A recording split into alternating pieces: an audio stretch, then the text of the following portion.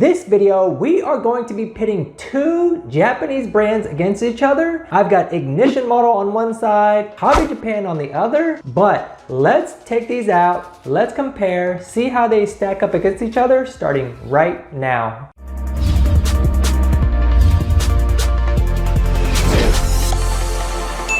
What's going on, guys? James with Model Cars Houston, and if you're new to the channel, be sure to subscribe. And if you're looking for a place to look for high quality collector grade model cars, check out www.modelcarshouston.com. This is a great hub to keep you up to date on all the latest and greatest. Here we meet again with another versus video. Hobby Japan, this one you slip it out. A little bit about the box art, since this is going to be a little bit new for us. I love the 30th anniversary and the production site details for the Mazda RX-7. Pretty simple other than that, but pretty cool that they call that out. It's almost like a special edition model car, if you want to call it. And with the model car, gonna be pretty self-explanatory like most. You pop that open, but you got to be super careful because there's a special something inside, which I will go over in a little bit. And there you have it. That's the model car for the Hobby Japan version. And then for Ignition Model, maybe you guys are already familiar with it by now. Just pop that off. That's all there is to it. There you go. Side by side, here we go. The base is looking pretty nice on the Ignition Model. The red stitching, the little pattern on the base there. It also says it's limited edition back here. We all know that when it comes to collector grade model cars, they're eventually all pretty much limited edition. However, Ignition Model does tell you that. For Ignition Model, you're gonna have the metal plaque here with the car details. Now for Hobby Japan, they're keeping it kind of simple. Nothing too crazy with the base, pretty much just black plastic. They've got the call out for the Spirit R Type A here. So this is actually going to be a Mazda RX-7 Spirit R version. You can tell because it has the wheels here, got the wing, and the little logos can be found on the side as well. But the Ignition Model version, just going to be your standard FD. But the special thing about the Ignition Model is that it's got a lot of aftermarket goodies on it because it is an REMMES spec RX-7. So starting with the front, you are going to notice immediately that the Hobby Japan, loving the little pop-up headlight edition that they've got going on here. Whereas on the RE spec Ignition Model, you're gonna have the static non-pop-up headlight conversion. That's obviously out of RE's catalog of aftermarket parts that they offer. Front bumper are both going to be what we like to call in the US the 99 spec front bumpers. However, you're gonna have the full front end bumper from RE on this side, whereas on the Hobby Japan you're gonna have the 99 spec front bumper, and they did a pretty good job making that bumper. It looks very much like in kind with the real version. The turn signals and fog lights are there.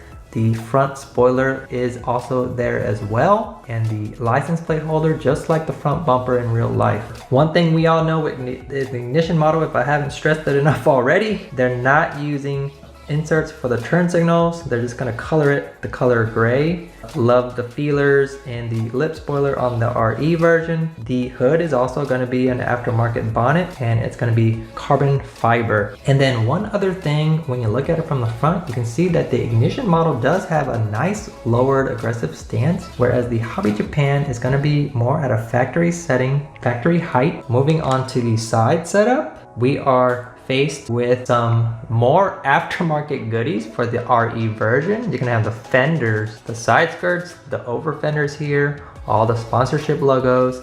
You even have aftermarket side view mirrors, whereas on the Hobby Japan version, you're going to get more of the OE Spirit R style setup. You've got the OEM wheels. You're gonna have the decal for the Spirit R. You're gonna have side markers here, the brake vent, standard OE side view mirrors. Keeping it simple, nothing too crazy, nothing aftermarket. And that is something that Hobby Japan specializes in, more in the OEM setups. And obviously with the Ignition, you're gonna get the aftermarket wheels. Both gonna be wrapped with rubber tires, not plastic nonsense. And then moving on to the rear of the vehicle, we're going to have the RE spec tail lights here, GT wing. You also have the RE diffuser and the little aftermarket muffler, but again, you can see that the reflector here is painted red, not a plastic insert. I do love the license plate detail there. The RE Super G logo here on the wing, whereas on the Hobby Japan version, it looks like they're using an insert for the taillights. Really hard to tell actually, but I want to say they used a plastic black insert and they put the stickers on it. However, on the reflector version here, they also have it painted. You do have the stock exhaust, the logos here. This is actually a wing that comes on the Spirit R variants. And then for the rear down here, it's just gonna have the factory plastic diffuser section. They do have the 99 spec taillight version here with the round circles. And then moving on to the driver's side, we have everything that you would expect from the passenger side. For the Hobby Japan version, I do like that they have the red bucket seats in there for the Spirit R. For the RE Ignition, they don't have anything special. They do have bucket seats, but nothing colored, everything plain. They do have this logo on the roof as well.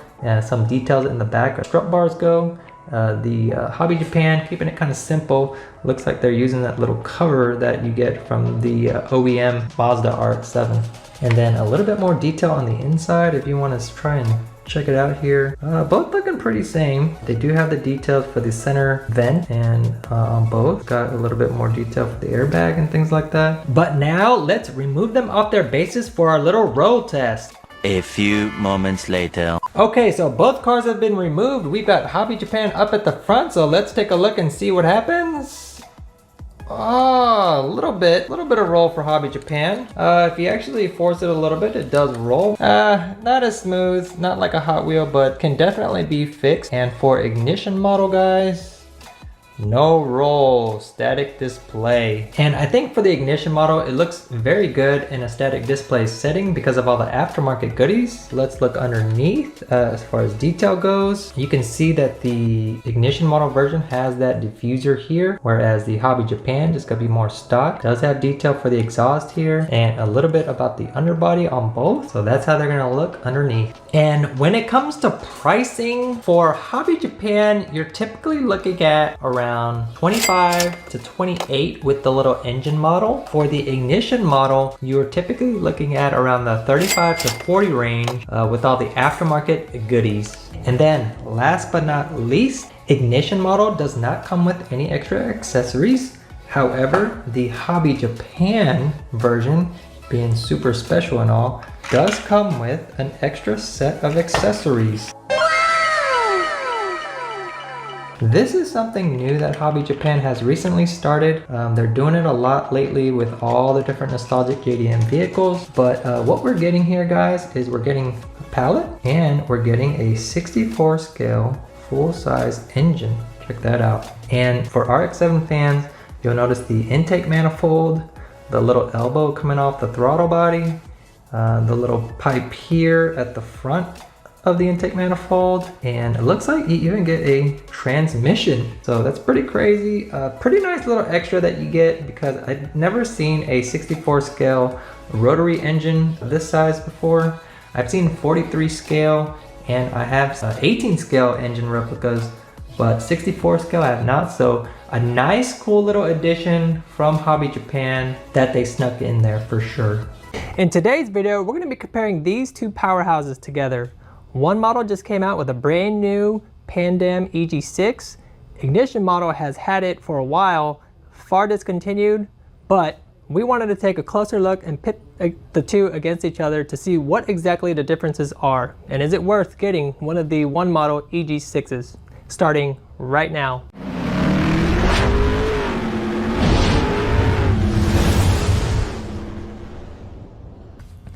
What's going on, collectors? My name is James with Model Cars Houston. Here we love talking about everything scaled, everything JDM and collector grade. Today I've got these two awesome models that I want to pit against each other, but I did want to take a closer look to see exactly what makes them different. If you're new to the channel, subscribe now, hit the little bell, that way you can stay up to date on all the new video releases that I'll be doing. We're also giving a small giveaway on the newer one model release. So leave a comment below as to which one you thought was your favorite model. Before we start, I just want to give a quick shout out to Anthony. He was able to provide this ignition model unit for me to do this video in comparison to the one model. He's got a massive collection of ignition models, so shout out to him. All right, guys, here we go. We've got ignition model at the front, one model in the back, or vice versa. I'm not biased towards either brand. I love both brands, but because one model just came out with this brand new release here for their EG6 version of a Rocket Bunny, I figured it was a good opportunity to compare and see how it differs from the ignition model version. The ignition model version has actually been out for a while, but it's been discontinued. And so people that did not get an opportunity to get the model can now maybe resort to this one. But for purposes of this video, I just wanted to see what the differences were between the two. Just by looking at it briefly, I can already tell some of the differences. So for now, we can start with the packaging. As far as the packaging goes, pretty simple, pretty basic, nothing special. Both have acrylic cases, both have the plastic base. The ignition model base probably looks a little bit fancier because it looks like it's textured and it's got the red stitching on there. It's just for show, it's not real red stitching. Whereas the one model, you can see it's just a plain black base.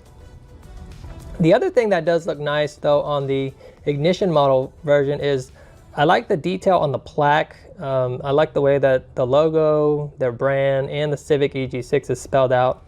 Whereas on the Rocket Bunny, it's kind of basic. It's not as detailed as the ignition model version. So they did do nicely on that.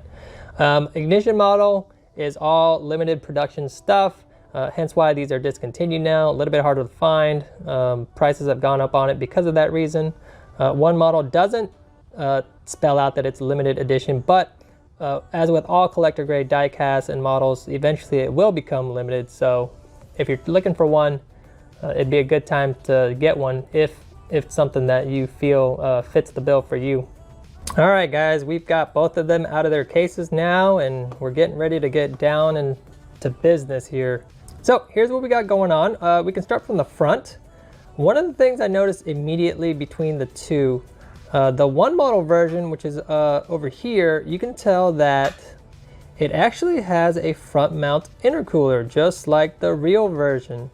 The ignition model does not have that front mount. The feelers and the splitter look pretty good on both. You can also notice on the front bumper, the ignition model version, which is over here, has the fog light covers painted the same body color, whereas the one model version does not have any of those fog light covers. The real version of the car actually does have the fog light covers. I don't know if the fog lights are in there, but it does definitely have the fog light covers and they're painted. The next thing that I see is on the front, the headlights. The ignition model headlights definitely resemble that of the Civic 92, 95 EG type style headlights a lot better. You could tell that the shape is just more defined, whereas the one model version, it doesn't have the shape as well, and I don't know if you can see it, and I don't know if all the casts are like that, but on my example here, you can see the headlight is about to fall off. So they didn't do a really good job on that one, unfortunately. Now, I don't know if they're all like that. The next thing I noticed just looking at it from the front is I like the way the banner for the Rocket Bunny looks on the ignition model a little bit better. It looks to be a little bit more clear, a little bit more bigger as opposed to the one model version up here at the top. I'm talking about the banner up there.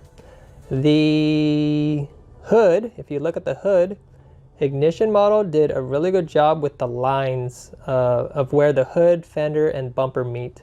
For the one model version, it kind of looks like it's just one piece because maybe they painted it within the lines too much. But it just looks like one whole front end piece. One model, however, did go to the extra depth of detail and put in the washer nozzles and hood latches here, whereas the ignition model version actually does not have those details. Now, maybe it looks cleaner without it, but one model did go the extra step to put that in there. So that's what we're looking at for the front. Let's now go to the side. All right, guys, here we are at the side profile of the car. One of the things you'll notice immediately is that the wheels are different. However, I think both types of wheels look great on the car. So no real differences there. One of the detail differences that I noticed also is that the ignition model version does not have the black riveting detail on the over fenders, as you can see for the front and the back. Whereas the one model version, you do see those riveting details here. That's a cool little add. The door handles are painted black on the ignition model version up there. One model is not painted. I like that both of the models actually have the black trim around the window. It just gives it that extra little depth of realism. The spoiler looks pretty accurate from the side profile, except I can see little riveting on the one model version, whereas the ignition model does not have anything. Logo looks good. The stickers on the side look good. So that's what's going on the side. Now we're gonna move on to the rear of the vehicle. We've got one model on this side and ignition on this side now. We flipped it around a little bit, but definitely with the rear, I'm noticing a lot of differences. The one model version actually has the defrost on the rear hatch window. The ignition model does not. Maybe that's a preference thing as well. Without the lines actually does make it look pretty clean. The one model version also has the Honda logo, the Civic logo and all that, whereas the ignition model does not. The taillights are also very different. You can see that the one model version, they went to the extra mile of putting it as two different colors, clear up top, red on the bottom, whereas the ignition model, they just went with the all red taillights. As far as the exhaust goes, the one model version has more of what looks like a muffler. You can see the tailpipe there. The ignition model, a little bit hard to make out exactly what that exhaust looks like. It actually just looks like a little nub. It doesn't even look like an exhaust in my opinion, but both models have the Pan-Am sticker underneath the spoiler, so they did good there. Well guys, that's actually a pretty general overview of both cars side by side. One of the things I will say is that one model is actually going to be coming out with a whole slew of 64 scale EG6 rocket bunnies. They're probably going to run through a multitude of colors. The white is their first variation.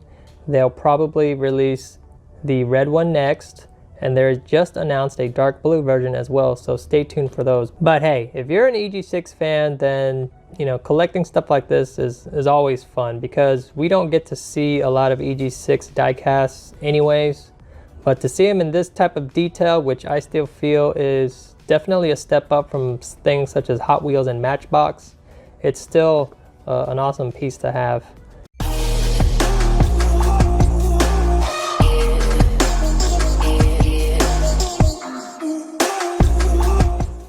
In this video, I just recently acquired a Hobby Japan Honda NSX, and I wanted to pit this against an Inno64 as they're at the same level in terms of quality and price. Let's take a deep dive and see what the differences are and how it can help you in a future decision when it comes to these two brands starting now. What's going on, guys? James with Model Cars Houston. If you're new to the channel, be sure to subscribe. But if you're also looking for a great place for collectible model cars, check out www.modelcarshouston.com, and there you'll find all brands, makes, sizes, and many more. All right, guys, here we go. We are here yet again with a versus video. We have Inno64 on the right side, and I will show you what this little tidbit is in a minute. And then we have a new contender, Hobby Japan, both white NSXs, both 64 scale, both NSXRs. There are quite a couple of differences already. Let's start with the exterior boxing. As you can see, Hobby Japan love the nice little 30-year celebration debut of the Honda NSX. However, guys, you will see inside, you get two extra goodies with this car. So you don't just get the car, you get a engine, and a pallet. This is part of Hobby Japan's new little extra goodie set where they're putting in engines and pallets with all the nostalgic Japanese vehicles. So packaging wise, there you have it. For Inno, what they're gonna do is they got this fun packaging, cool little graphics, love the two-tone white black, love the pattern base and the NSXR slogan across the bottom. And this one, they are dubbing it an NA2. However, with the Inno 64, you get this little bit. And what this little bit is extra set of wheels that Inno always does. This one was probably one of their earlier versions where they'd give out an extra set of wheels. Obviously, they've figured it out to put these wheels inside with the cases now. And if you want to check out a video where we learn how to put these wheels on the car, I will link that down in the description below. So I think display wise, guys, they are looking pretty darn good. However, let's remove it from their cases and do a 360 walk around. How we typically do it, we remove the top, reveal the vehicle. Here you go. That is the Inno 64 version. We are going to remove the top, but you got to be a little bit careful with this one because it's got the packaging for the engine and pallet. So we will carefully move that out and go over this accessory towards the end of the video. So here we have it, NSXR. Here we have it, another NSXR. And what we'll do is, since we've already talked about the base, we'll start with the front of the vehicle. This is an NA2. Now, NA2 does not mean that it has pop-up headlights or stationary static headlights. All that means it's got the two different engine sizes. So the first difference, as you can tell from both models, the Inno 64 is more specializing on the stationary static headlights, whereas the Hobby Japan version is utilizing the pop-up headlights. But an interesting tidbit about Hobby Japan's is that they actually have them popped up. Something that we normally do not see when it comes to 64 scale. Leave me a comment down below if you love pop-ups. Now, some may argue that they like this setup better on the NSX. However, I'm an old school 90s guy and I love pop-ups. Looking at the hood, you can see this one has the actual scoop, whereas this one does not. So that is another noticeable difference between these. The color, this one is definitely a lot brighter, more like a championship white, whereas this one, even though it is a little bit yellower, perhaps they were going for more of a pearl white type of color. Now, moving to the front bumpers, you will see that the one with the stationary headlights is going to have a little bit different bumper setup. So you'll notice the vents here, the center vent, and then you'll notice the two little sensors there. The Honda logo on the bumper is a lot more evident on the Inno versus the Hobby Japan. Now, moving on to the inside here with the pop-up style front bumper, you're going to get the inserts for the turn signals right there, so they did a good job. The front grille right there, that looks pretty accurate. It's got an OEM lip at the bottom, as you can see here. This one also from Inno rocking the OEM lip as well. Moving to the sides of the vehicle, you can see right away some of the noticeable differences here, where the wheels, you are newer gen NSX on this one. The NA1 gonna be rocking the 5-spoke style Type R wheels. Side view mirrors are black on the Inno. Side view mirrors are painted on the Hobby Japan. It's got the side markers, it's got the fuel cap on the right side. You're seeing details for the keyhole here and the cabin area, all painted black. One thing that pops up to me though is on the Inno 64, you'll notice this area is a lot more defined where it goes into the vent towards the engine, whereas on the Hobby Japan, you don't see it too noticeable. It's a lot more subtle, could be a casting difference. Both also have rubber tires, and then moving towards the back, you've got the side pieces for the rear bumper, the centerpiece, some aftermarket looking exhaust. Got the NSXR wing, whereas on this one, it being an earlier version, you don't have the NSXR wing. You do have the full tail light there, but the problem with that full tail light, I don't know why, they just painted it all the way across. Both are rocking the inserts for the tail lights, which is good. Both have the NSXR license plate.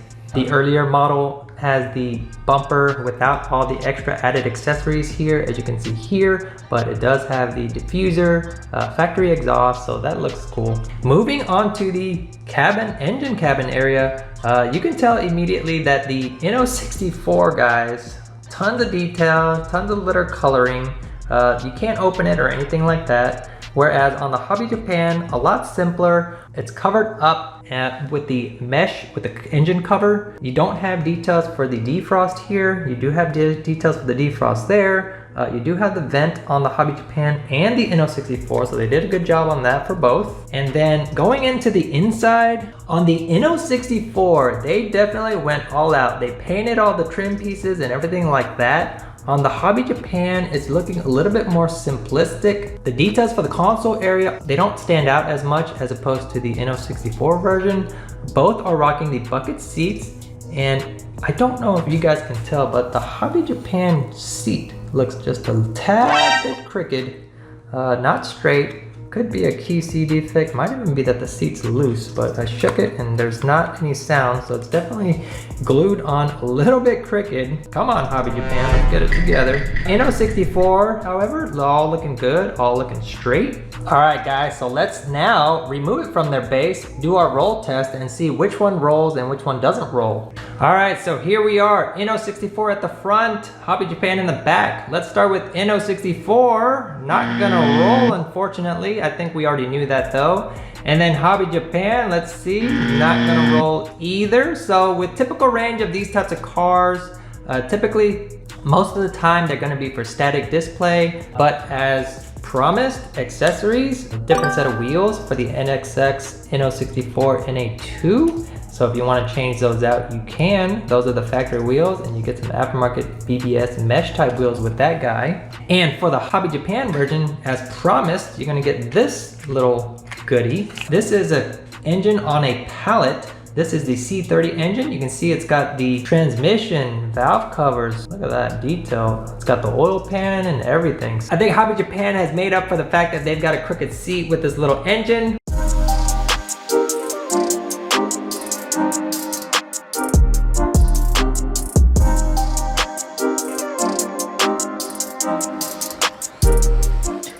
What's going on, collectors? In today's video, we're going to be challenging two brands against each other. We have Tarmac Works on one side and Ignition Model on the other. These are both Mark IV Toyota Supras, but let's buckle up and take a look at the differences starting right now.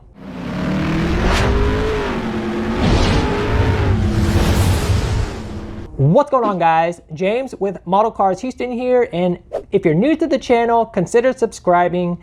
I try to keep you guys up to date with all the latest and greatest when it comes to everything in the collector grade world. But let's not waste any more time and jump into this versus video. All right, guys, so here we have both brands side by side. We've got Tarmac Works on this side, Ignition Model on the other. If you guys are interested in taking a look at the Tarmac Works video that I've posted, you can check out that video right there.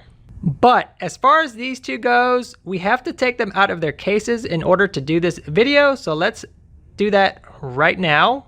A few moments later. All right, so we've got it out of their cases. Starting with the base of these two vehicles, you'll notice that Ignition Model on this side is pretty standard. They do this for pretty much all their 64 scale cars.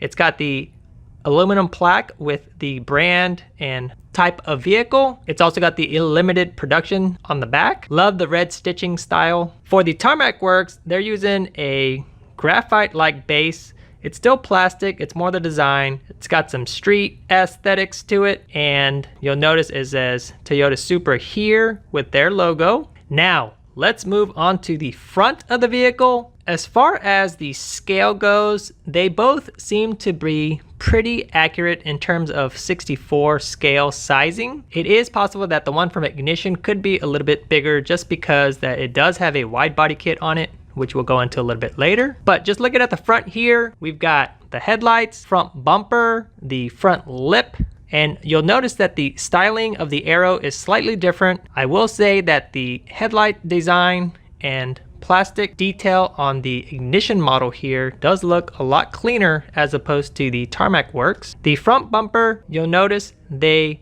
do have some slight differences as opposed to the bumper cutout here. This one actually has a grille from Tarmac. The one from Ignition, more of an aftermarket styling, so they've got a front mount intercooler. The front lips are distinctly different because the Ignition model runs a Riddox style front bumper and lip and canards, whereas the Tarmac Works just runs a standard RMM style lip. And then moving on to the hood, you'll notice that both have the effect of carbon fiber. However, the weave for the carbon fiber on the Ignition looks a lot bigger as opposed to the weave on the Tarmac Works, which is a lot finer. And I will say that the Ignition finish for the carbon fiber looks a lot cleaner, looks a lot more even, whereas on the Tarmac you can see little noticeable defects in the carbon fiber. It could be in the casting itself since it is an overlay. Two different style hoods, as you can see. This is more of an OEM hood. This one is an aftermarket hood.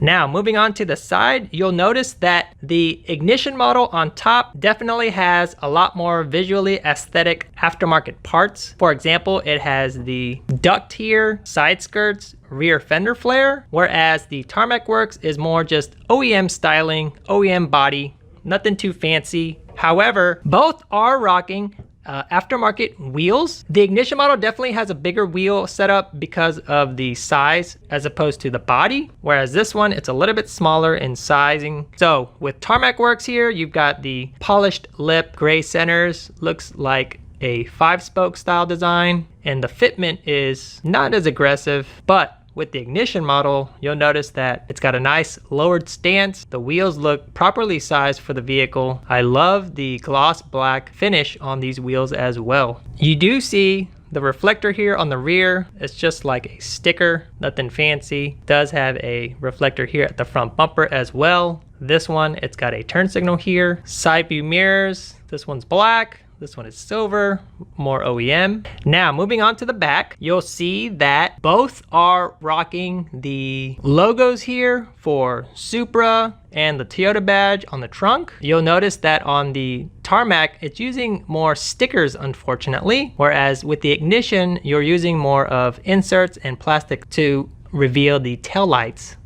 And then you'll notice this aggressive GT wing on the Ignition, and for Tarmac, it's just a factory spoiler. You'll notice that the Ignition also has a aftermarket exhaust, whereas the Tarmac has more of just a regular type exhaust. Now moving on to the top of the vehicles, it looks like Tarmac Works is a targa top because you'll see these lines here that allows for the targa top to be removed. The Ignition model is a hardtop version. For the rear window area, you'll see a wiper on this one. That's pretty cool detail. And on this one, it looks like it's got a wiper that has been deleted. Now, one of the other things you'll notice immediately right away is the finish between these two are night and day. The finish on the Ignition is very clean, super nice, no bubbles, no defects that I see whatsoever. Whereas with the Tarmac, you can kind of see it gets a little bit rough around the fenders and the roof area. You can see some marks there. It's just not as clean as the Ignition model version. But when it comes to the visual appeal, that is what we're looking at. For the interior, the major difference is that this one from Ignition is right-hand drive and it's got bucket style seats, and the Tarmac is a left-hand drive with OEM seats. So Tarmac, OEM, Ignition, aftermarket. When it comes to the price point, you're gonna be paying about 20 bucks, $23 for the Tarmac and about $40 for the Ignition. Definitely almost double. However, you do get more of the aftermarket styling, aftermarket details with this one as opposed to the Tarmac, which is a little bit more standard, a little bit more basic. All right, guys, so we have removed both of these off their bases and the wheels spin nice and free with the Tarmac Works version, and underneath plastic base, you can see the aftermarket exhaust that it has actually. So this one does actually have an aftermarket exhaust system, single exit, rubber tires, put that down there. And the Ignition model does not spin. It does spin a little bit, however, it's more for static detail. One difference you can see at the bottom, plastic, aftermarket exhaust. Doesn't have the detail for the exhaust like it does for the tarmac, but you know, no big deal. I don't think you really see the underside of these vehicles too much. That is what we're faced with when it comes to, does it roll or does it not roll? $100 resin versus about a $22, $25 diecast. In this video, I've got an awesome comparison that we can do between these two brands. This is gonna be ignition model versus N064. This can be a two-part video, resin versus diecast, N064 versus ignition model. Let's see how these two brands stack up starting right now. What's going on, collectors? James with Model Cars Houston. If you're looking for collector grade model cars, check out www.modelcarshouston.com. This is going to be ignition versus N064, $100 resin versus about a $22, $25 diecast. Let me remove them out of their slip box real quick, and then here we've got it out. Let's start with the N064 case and art. Looking really nice. Love the background, love the box art, but we can slide this bad boy out and then remove the acrylic case, and there you have it. This is going to be their third variant of the R34.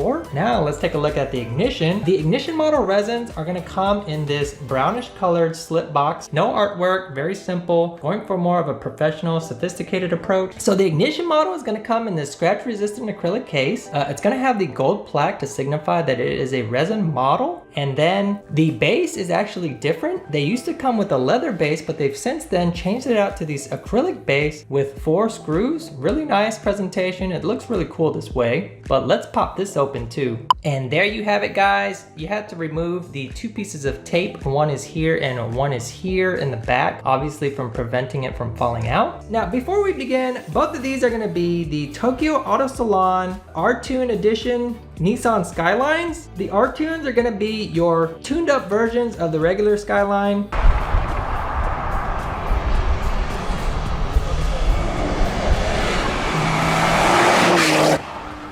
They're done at the Omori factory with Nismo, and you're gonna get such upgrades for performance, braking, aerodynamics, etc. So looking at the front, you'll see the R-Tune front bumper. It's got the lip here, but something I noticed right away, the lip is a lot more evident on the N064 version, whereas on the ignition model, it actually doesn't have a lip, it looks like. It's got something there for a lip, but it doesn't look as aggressive as this lip here where it sticks out. As far as the hood goes, you can see that both of them are rocking the carbon fiber. Carbon fiber weave is a little bit thicker on the ignition. The N064 is a little bit finer. Graphics on both look like they're spread across the hood here. You can see a little bit of blue here. No blue on this one. The ignition model has the black housing headlights.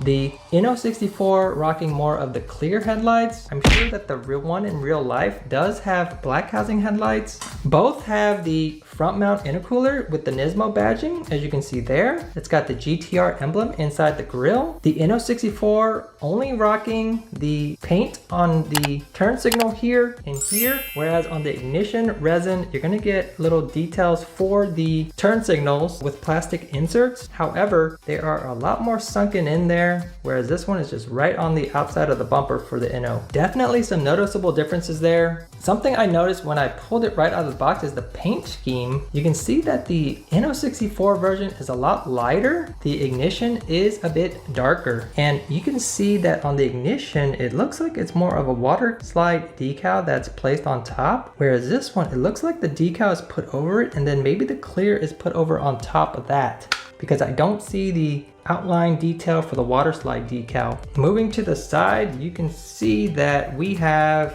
both decals set up on both cars. Some of the decals that were done on the ignition model look like they were definitely done by hand, because you can see that it's almost about to hit or overlap the door line there, right here. Whereas on the ignition model, it's pretty spaced away. It's got some good spacing between where the door meets the fender, and it looks pretty straight, but decals are evident on both. I feel like ignition could have done a little bit better job on their decals there. And then a big difference here, guys, as you can see. You see these sponsorship decals right along the door? On the ignition model, it's on the door, and on the N064, it's actually on the side skirt. On the back, you've got the Nismo sticker on the rear quarter panel. You've got the white sticker in here on the back and the rear spat. And then on the front, you've got the red and white looking good on both. And for wheels, let's talk about wheels. We have the 5-spoke Nismo LMGTs. Both have the decal on that spoke. Both have the brake and caliper details. The ignition model wheel does look a little bit bigger as opposed to the Inno64, but both also have rubber tires as well. And moving on to the back, both are rocking the carbon fiber add-on right there on the spoiler. Both rocking the tail lights with inserts. It's got decals here, third brake light. You can see on the ignition, the third brake light there is actual insert, whereas here it's just a sticker / paint. Both have the Nismo license plate. Both have the reverse and reflector here on both sides, so good. As far as the exhaust goes, both rocking aftermarket exhaust. And then the diffuser, you can actually see more of a diffuser here on the ignition model, whereas on the Inno64, no diffuser evident or present at all. So that's kind of funny because Inno puts a nice front diffuser, ignition does not, but when it comes to the rear, ignition does the diffuser, but Inno does not. So pretty crazy how these two guys do this stuff sometimes. And then the other side is gonna be the same thing, except the gas cap. And then on the interior of the vehicle, both actually look pretty much the same. Both got bucket seats, all black, but the one detail that I do see on the Inno is the carbon fiber on the airbag there, whereas on the ignition, it actually doesn't have anything, it's just black. Considering that Ignition is trying to market a resin model with higher quality detail, I would have hoped that they would have included all that stuff in there. And then some other random details, both rocking the defrost on the rear window, both have the speaker, both have the rear seats, everything inside is there. Now let's remove it off its base and see if they roll. A few moments later. All right, so we've got them both off their base, and you know, for the metal, Inno64 definitely a lot heavier than Ignition model's resin, but let's take a look at the bottom and see what details we have. More details definitely on the Inno64. You can see some of the exhaust silver here, whereas you don't see any of that stuff here colored. However, you do see more 3D details as far as the undercarriage goes. You can see the piping, the transmission. You can also see the exhaust here, which is good. So they both got exhaust there. And as you can see, both can be removed with just Phillips screwdrivers. So if you wanted to do wheel swaps or something like that, then it can definitely be done. Let's see Inno64 roll tests. Resins, guys, I think we already know what the outcome is gonna be. No roll. And then for Inno64 roll tests, let's see. No roll, one rear wheel roll it looks like. But the Inno64 definitely a lot more free moving as opposed to the Ignition model resin. The Ignition model resin, the wheels aren't gonna move at all, barely anything, if any. But resin models, more for static display. The diecast metal, you can certainly do modifications to make them roll, but also used for static display as well. So try to get your hands on one. I'll put a link down in the description below, so don't miss out.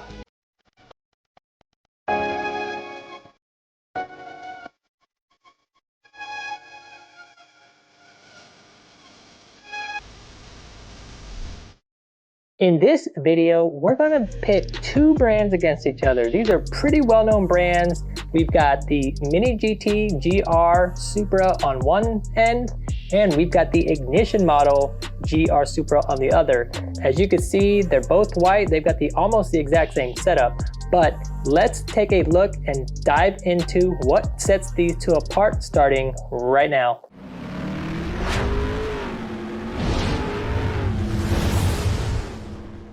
What's going on, collectors? James with Model Cars Houston here, and I'm dropping one video a week every Monday.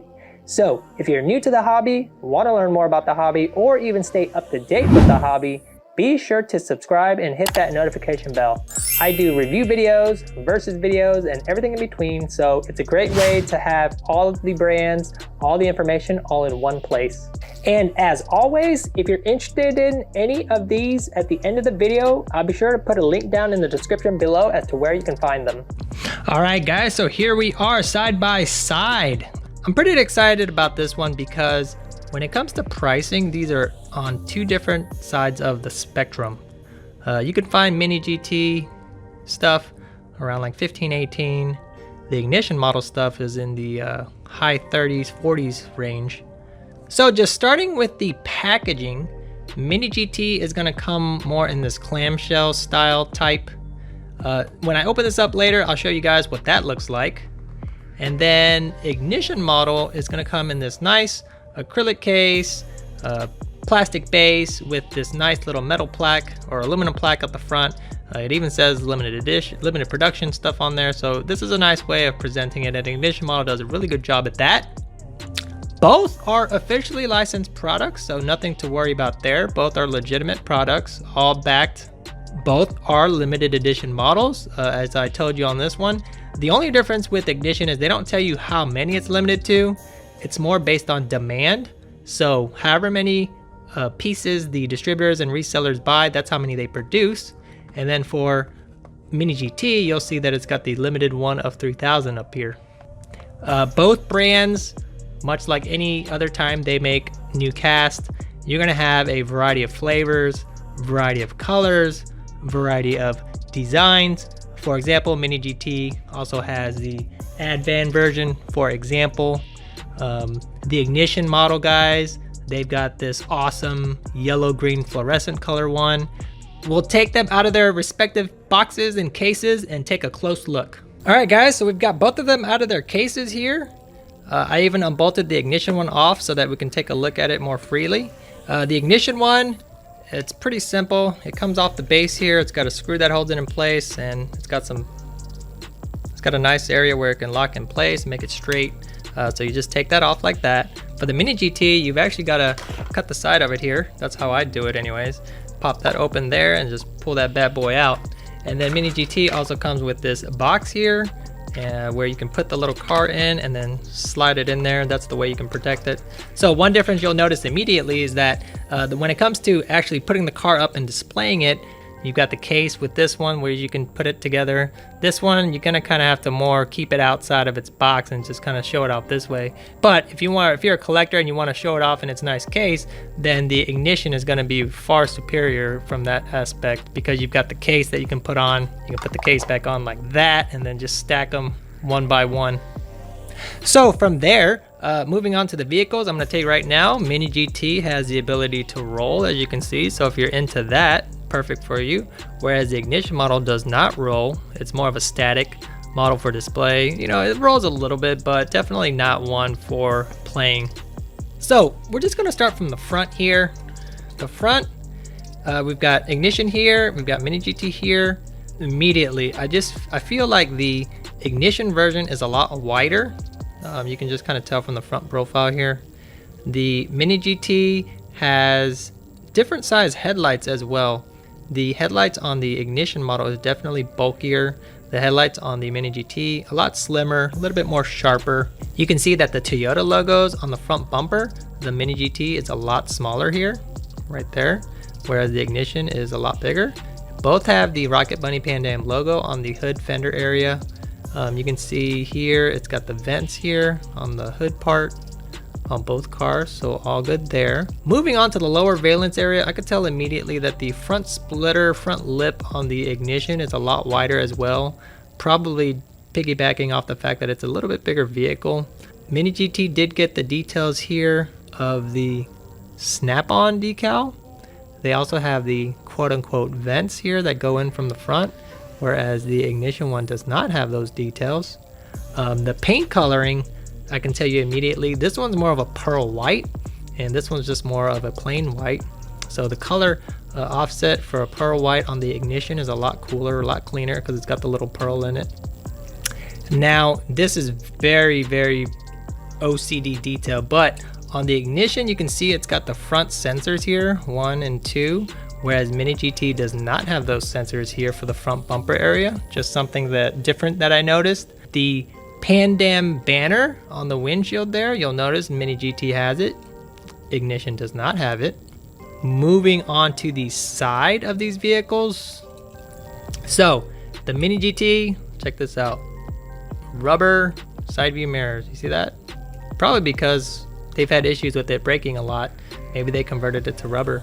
Whereas ignition is metal, plastic. It's definitely glued on there. So you can immediately tell from the side that the bottom Mini GT version actually has the Pan Am logo here on the side, whereas the ignition does not. Maybe they were trying to just go for a little bit more cleaner look. The wheel sizing on the ignition up top here is a lot bigger and looks more appropriately sized for the scale. Like I said, it does look like ignition is a little bit bigger, so it fits the bill better. I like the wheels on the Mini GT as well, more of a mesh design with a polished lip. Both have rubber tires. Mini GT rolls as previously shown, whereas the ignition does not roll as well.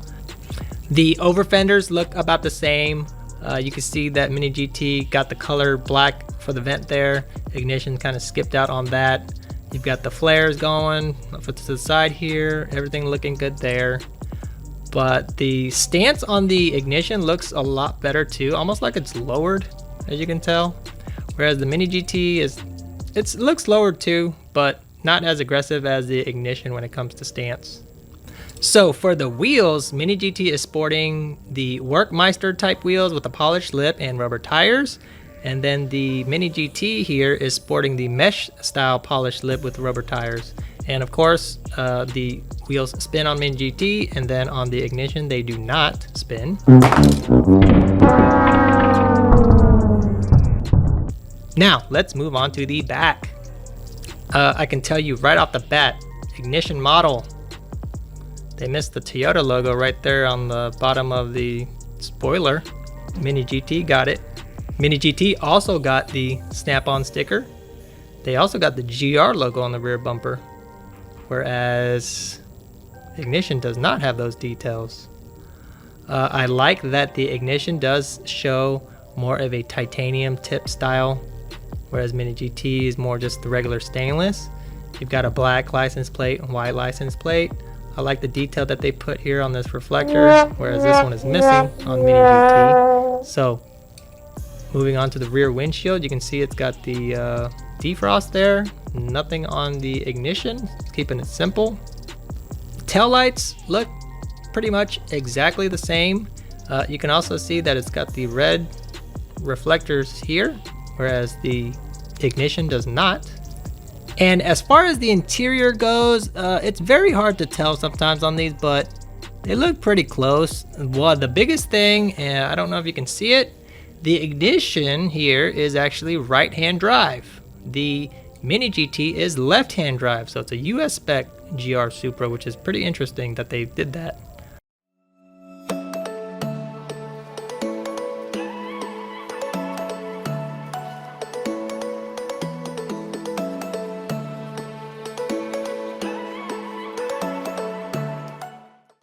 So in today's video, we have another versus video. This will be a comparison between ignition model and Tomytec. They both do a lot of 64 scale diecast models, so it'll be a great comparison to see what sets these two brands apart starting right now.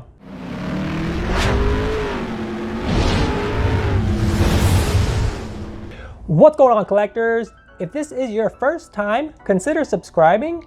I do at least one video a week every Monday, and this is designed to catch you guys up on any new releases, any reviews, any product comparisons that need to be done. So if you're new to the hobby or trying to get into it, this is a great channel and a great resource tool to get all the information in one place and as much information as possible.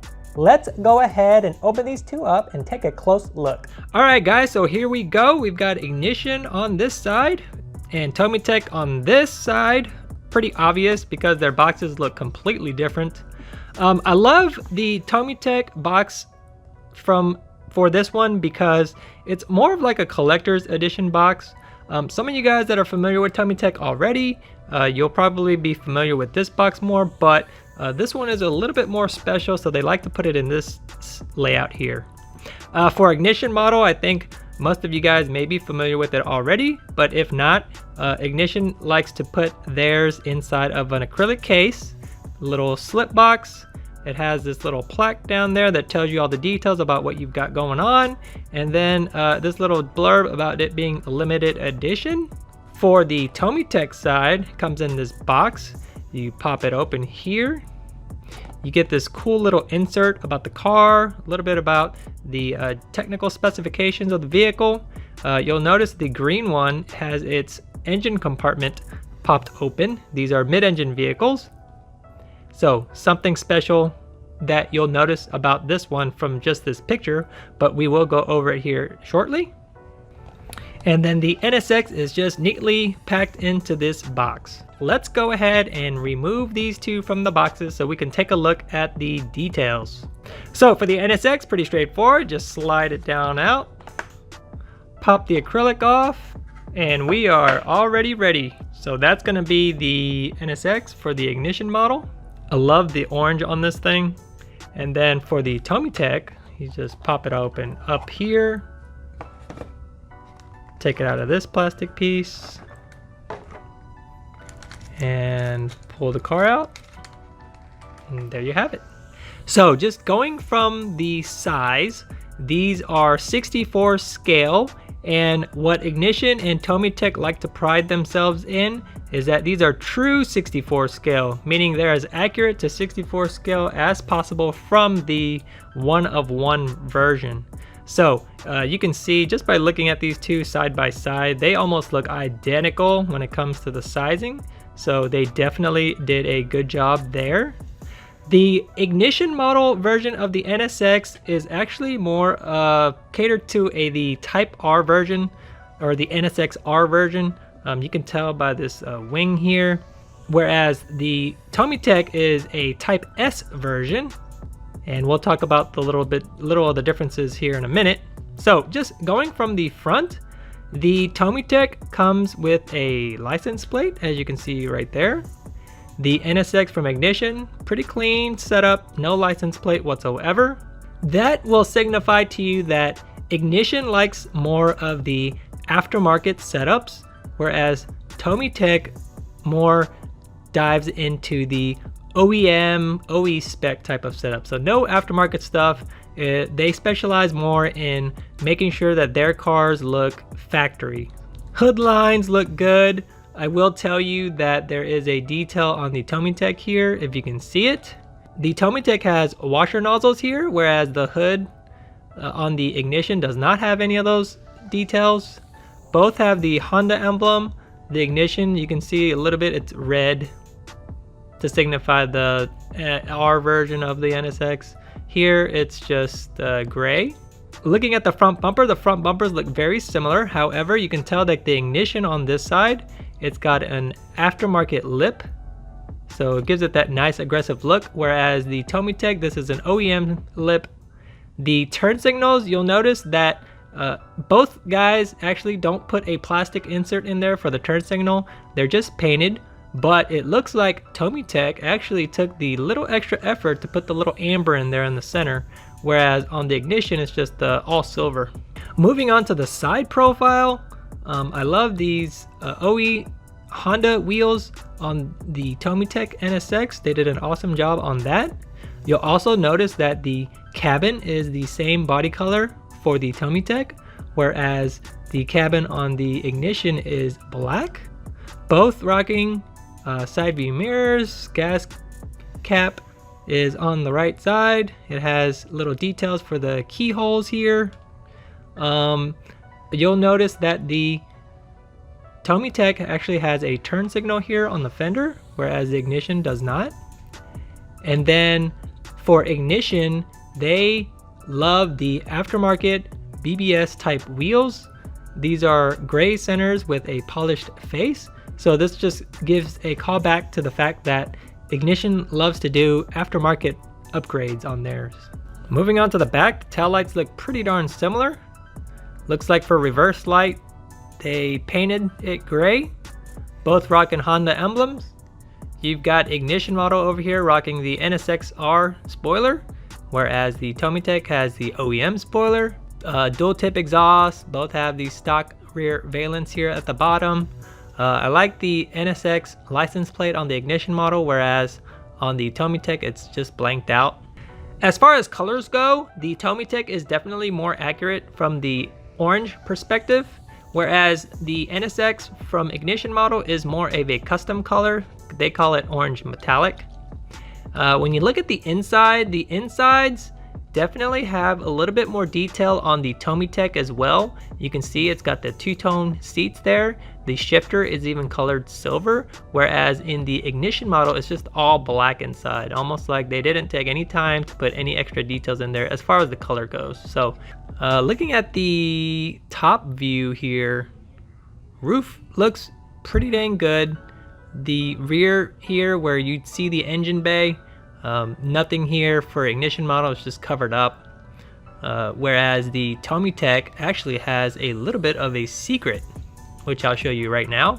So the cool thing about the Tomytec is it comes equipped with this little pick, and this little pick is designed for you to open this up. This is one of the differences one of the biggest differences between the ignition model and the Tomytec series. This is part of Tomytec's new tooling that they've incorporated, but not only that, you can take it a step further and actually pop the engine cover.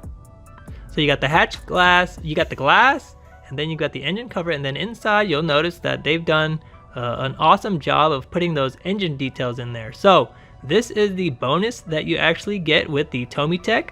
Tomytec actually has 4 different colors of this model as well. They've got silver, red, green, and then this orange. All come with the opening engine compartment, which is pretty cool. So that is going to be one of the main differences here. Ignition also has a variety of colors as well, which I will link down in the description below. Now, as far as pricing goes, the ignition models are typically between 35 and 40. The Tomytec is typically between 40 and 45 with this new engine compartment opening feature. Now, if you guys are interested in any of these, I'll definitely put a link down in the description below to where you can find some. If you're an NSX fan, these are pretty cool to get. In this video, we are going to be pitting 2 of the biggest names when it comes to diecast, Mini GT versus Tarmac Works. These are 2 Nissan Silvia S15s, a little bit different in terms of what versions they are, but we've got to unbox these, see who did it better, or maybe they're actually on par. So let's get started right now. If you are new to collecting, these are 2 of the biggest names in the industry right now, Mini GT and Tarmac Works. Now, looks like they're almost doing the exact same thing, but let's just start right off the bat with the display and packaging. Tarmac Works actually just comes in this slip cardboard box. We're gonna take the card out in a second to show you what it looks like inside. And then Mini GT actually comes in a clamshell plastic such as this, but they also give you the same cardboard slip box that is given with the Tarmac Works. And the same thing is inside both of these actually when you take it out of the cardboard box. So let's remove it. Let me show you what I'm talking about. Okay, so first up, Tarmac Works, you've got to take it out like this. Oh, just to show you guys all that, they've got all the licenses there, good to go. You see how it's got this type of packaging that's molded around the body of the car, which is great because it holds it in place. You take this out and that's all there is to it. Okay, now I've actually done a product review on this itself, so this won't be more of a product review, it'll be a comparison review. So let's open up the Mini GT. Mini GT gonna take a little bit extra work because you've got to cut it here, cut it there, use something sharp. That way you can open up the entire thing like that. Now, some of the things to notice on the box art here. See how they show you how many limited numbers there are? There's 4,800. The Tarmac Works actually doesn't tell you that. However, they are limited edition as well. So probably in a couple thousands also, but maybe not as much as Mini GT. But something else to notice is the box art looks pretty sweet. They've got this nice graphics on here, just like the real car. This one looking pretty standard for the Mini GT artwork on the box, so nothing crazy, but let's take this out. So the Mini GT car coming like this, but you can actually take this out, open this bad boy up, and inside here, it's got the same type of mold so that you can put your car in here, just like this. There we go. See, fits just like that. Put it inside, and it's just like the Tarmac Works. So also on this one, you can see they've got the Nissan license here. I'm sure they've got the top secret license. One of the differences between the Mini GT and the Tarmac Works is the collaborations were different. So this was actually more of a Top Secret collaboration. This is more of a HKS collaboration. Obviously, two different brands that are super exciting when it comes to the JDM aftermarket community when it comes to real life cars, but this is what we're dealing with. But the fact that they're both S15s is what we're comparing here, so let's take a look. So when looking at the body styling, it actually looks super similar. Now keep in mind guys that this is actually both true 64 scale, so the size comparison between these two almost look identical because they're trying to maintain the correct scale when it comes to their model car. So you can see it's almost like they're using the same casting from the same factory maybe even, but you can start to notice some differences on the front end. You can see this one's got the carbon fiber hood, Top Secret style. The bumper is going to be a little bit different with some feelers. On the Mini GT, you've got this type of hood, vented hood. You've got all these cool racing sponsorship graphics. You've got the front bumper as well. Actually, the front bumpers look, oh no, they're a little bit different. A little bit different front bumper openings there. You can see the plastic insert for the headlights as well. Moving on to the side. The side is where you start to see a lot of differences. So let's start with the tarmac wear. You can see they've got the rubber side view mirrors going on. And the reason why they've got rubber side view mirrors is to prevent it from breaking off during transport or shipping. You've got the super nice Advan wheels, trying to stay true to the 1-1 when it comes to the setup. You've got all the sponsorship graphics on the side. And one thing to note, look at the stance of the tarmac works, and then look at the Mini GT, kind of four-wheeling it. You can push this down a little bit, but it's not gonna give it the same stance, I feel, that the tarmac work has. Pretty close, I think, but just a little bit more four-wheeling action in terms of the fitment. So something to keep in mind when it comes to the difference. The wheels, I would also say, pretty basic, nothing too fancy here. They both have the rubber tires. They both have a unique wheel design. And then on the side here, you can see it's got some side marker details, and the mirrors actually surprisingly on the Mini GT is metal, not rubber. Some of their Mini GT actually has been rubber as well. So I'm surprised that they made it like this, probably because they wanted to stay a little bit more true and not turn that style of side view mirror into rubber, which would be hard to do.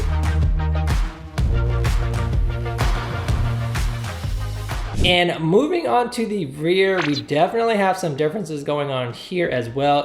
You definitely got more of an aftermarket exhaust going on here. You've got more of the OEM styling for the S15 Silvia on the rear for the Mini GT on this guy, because you can see the tail lights are kind of OEM. You've got the aftermarket spoiler though on both, but you kind of have the Alteza light style for the tarmac works, and then you've got more graphics in racing livery, and then you've got some more sponsorship graphics. So definitely the detail of all the extra goodies on the tarmac works is definitely more prominent, whereas the Mini GT's kind of keeping it simple. And maybe this is how the top secret version was, so maybe it wasn't as exciting because it's not a drift car or anything like that. Drift cars obviously going for the flashiness of all the livery and things.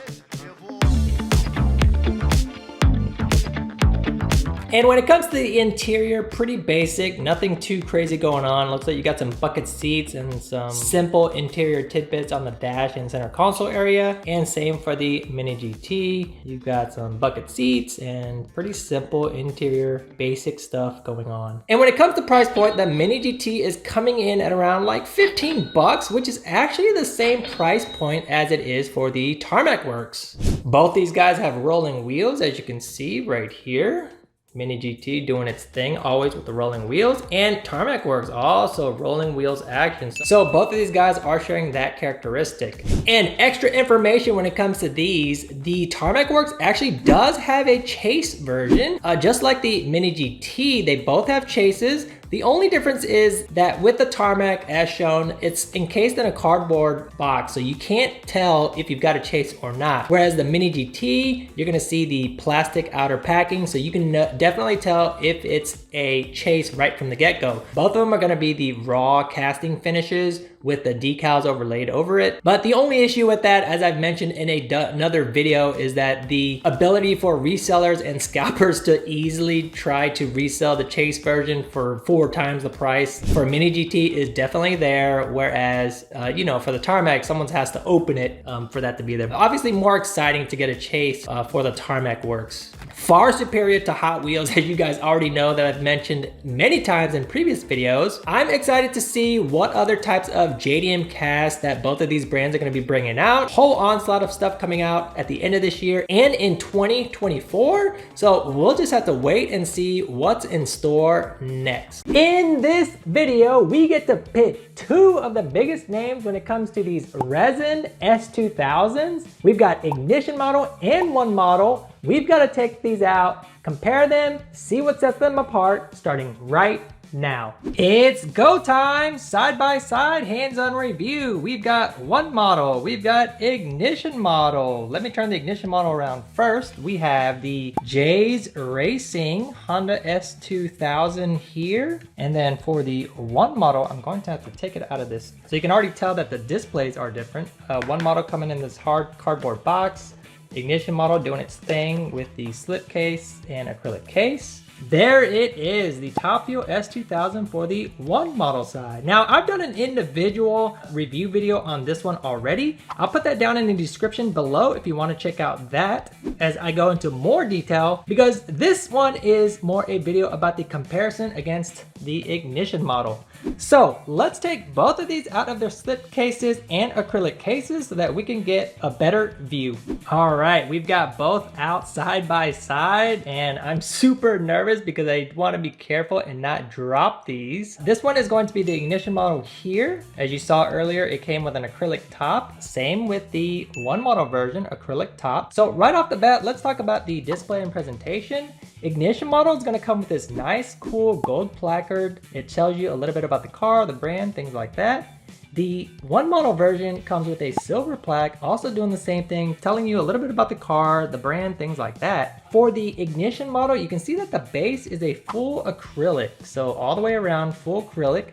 However, the one model comes with a nice professional acrylic base, this white base, super smooth, silky, shiny. It actually looks super nice on that, as opposed to maybe just a generic acrylic base. Now, some of you guys may notice that the ignition model sometimes does come with a leather base. Those are reserved for more of the old school 80s Japanese cars, is what ignition model was saying. But in any case, that's how it's going to be for the bases and cases. Now, let's take a look at the car itself.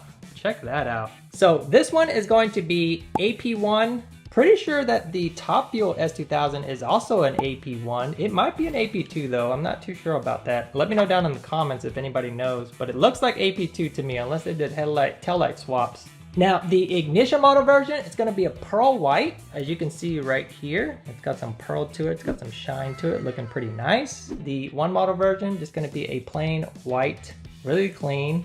And surprisingly, both brands have actually made 18 scale versions of each one as well. So this is their 64 scale counterpart. Both are fully licensed, approved by Honda, approved by the aftermarket companies to make these. Both are resin, so that means that both are going to be for just static display only. So you're not going to get opening doors, moving parts, or things like that when it comes to the resins. So starting with the front, let's take a close look up here. We've got headlights, bumper, hood, headlights, bumper, hood. As you can see, the aerodynamics on the one model version is a lot more insane, just because it's the Top Fuel S2000. J's Racing, it's got the full J's Racing front bumper, canards. It's got the carbon fiber bonnet there as well, whereas the Top Fuel rocking this insane aero hood for maximum cooling and efficiency. Windshield banners on both, pretty cool looking there. Definitely the Top Fuel looks a lot wider than the J's Racing. Even though the J's Racing is a wide body kit, the Top Fuel version is just an insane wide body kit. Moving on to the side, both rocking flat black wheels. You can see a lot of the graphics and sponsorship decals on the side. You can see the side view mirrors here. You can actually see the rubber tires, and both are rocking tire stickers as well, which is a pretty neat little addition to detail. And then moving on to the back, you've got the signature J's Racing goodies, the fenders, you can see it from the rear bumper, the spoilers, the diffuser right there, Top Fuel doing the same thing in their own little recipe of goods, super aggressive diffuser, huge Voltex wing, so definitely doing it right in terms of the rear end. Top Fuel is definitely a one-of-a-kind resin model. One model will only produce this one version. They're not going to make different color variants or things like that. However, with the Ignition, they have and will release other color variants. So they've already released the Demon Head version, which I've done a video for. I'll link that in the description. But they're also going to be releasing gold versions, red versions, and things like that. When it comes to the price differences between the two, this one might surprise you. The Ignition model version is going for around $110, $120. The Top Fuel version is actually going for about $60 to $70. So a little bit of a price difference there. Could be a brand thing, you know, maybe Ignition model is definitely a bigger brand than one model. But when it comes to the quality and the detail, I think both brands definitely did it right. Personally, I think my favorite thing is the fact that one model and Ignition model has a full authorization to make these model cars as they please. And one model definitely has an exclusivity with Top Fuel to make this car. And one model has also made the S2000 J's Racing Demon Head version in the past as well. Super rare car, but they've made it in 18 scale before. If you guys are a fan of the Toyota Supra Mk3, not only that, but if you've been wondering what the difference is between a Tarmac Works and a Hobby Japan, we are going to be comparing these two and breaking them down starting right now. So just to get rid of some of the options here today between these two, these are both going to be die-cast. These are both going to be true 64 scale units, both Toyota Supras, both Mk3s, both red. So let's take them out of their packaging. So now that we've got it out of its slip, I can show you the details on the box art. Hobby Japan looking pretty simple, pretty basic. Just the logo. It's got the trademark Mk3 Supra logo there. No background, nothing fancy. Comparing that to the Tarmac Works. This is their Tarmac Works Road 64 version. A pretty cool layout on the base. Love the background. So they did go the extra mile to make the packaging look aesthetically nice. Hobby Japan, not gonna have anything in it, just your base and your case. Pop that open, reveal the car. Now let me show you the Tarmac. Tarmac, you actually slip it out. You've got a card that comes with it. And this is just stating that it's a limited production car and that this is number 652 with the part number for it. So nice little extra there that's just underneath the base right here. And then this one, obviously same thing. You just pop the case off just like that and you've revealed the car. So there you have it. Now both are here side by side. So we'll do our little 360, and one of the things that you will immediately notice is what? Those infamous pop-up headlights. The Hobby Japan winner with the pop-ups open, obviously a trademark of the early Japanese cars. The front bumper here, you will notice that the Tarmac Works has the Turbo A front bumper duct. That's the signature 3 holes right there. It's actually an insert that's cut out and put into the bumper. The Hobby Japan version is going to be a 2.5 GT twin turbo version. The Tarmac Works is a MA70 7M GTE turbo version. Something else you'll notice on the front is the Toyota logo symbol here. You notice this has the